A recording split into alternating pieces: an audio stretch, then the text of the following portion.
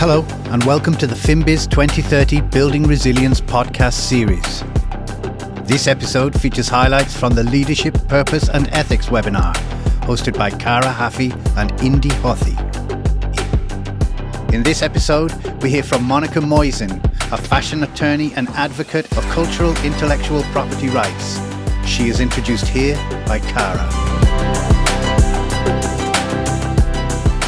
We'll now hear from Monica Moisin, who's been putting integrity at the core of her life's work. She is a cultural intellectual property and fashion lawyer, a cultural sustainability consultant, and founder of the Cultural Intellectual Property Rights Initiative. She is dedicated to protecting craftsmanship and the rights of craftsmanship in what she does. Monica, let's hear from you. Thank you very much, Cara, for this kind introduction. I'll jump right in. As a One Young World ambassador and founder of the Cultural Intellectual Property Rights Initiative, to share with you why I launched this initiative and what is our action portfolio. CIPRI, as we affectionately call ourselves, came around from the need to eliminate cultural appropriation in the fashion business and to offer extra legal alternatives to the current legal system that seems to fail to protect Indigenous people and local communities who are custodians and transmitters of traditional knowledge and traditional cultural expressions. What often happens in the fashion industry is that these expressions that belong to cultures worldwide are taken and exploited without consent, without credit, and without compensation. The Cultural Intellectual Property Rights Initiative acts therefore as a mediator between the interests of the fashion business and those of Indigenous people and local communities. What we try is to bring them together on the same platform to create benefit-sharing business models that work in line and focus on the Sustainable Development Goals.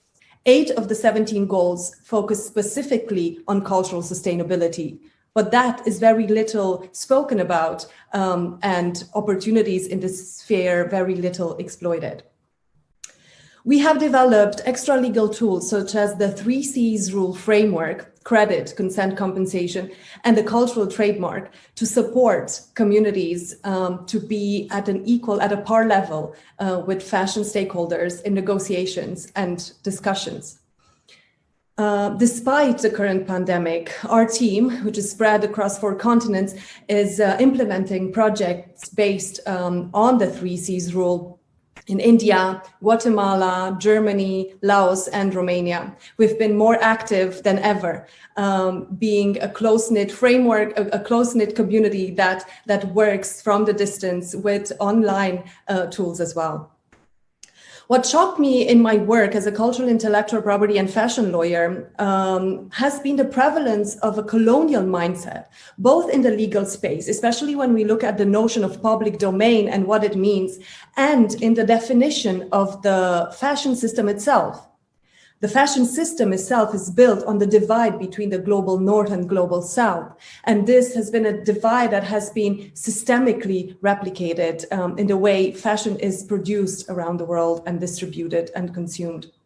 The notion of public domain currently puts inside of it terms like traditional knowledge and traditional cultural expressions, meaning that these elements are free for everyone to exploit. Often in the detriment of communities that live in a lot of parts of the world under the poverty line.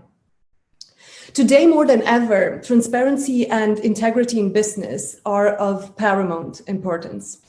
Business models that do not value every actor across the supply chain are doomed to fail. And this includes artisans, craftspeople, custodians of traditional knowledge, Indigenous communities around the world. We see it in the fashion industry very well today. Consumers are more inquisitive. They challenge the business models. They challenge the transparency of the supply chains. They know they have become impact investors themselves. They ask for a redefinition of the fashion system and how the industry operates.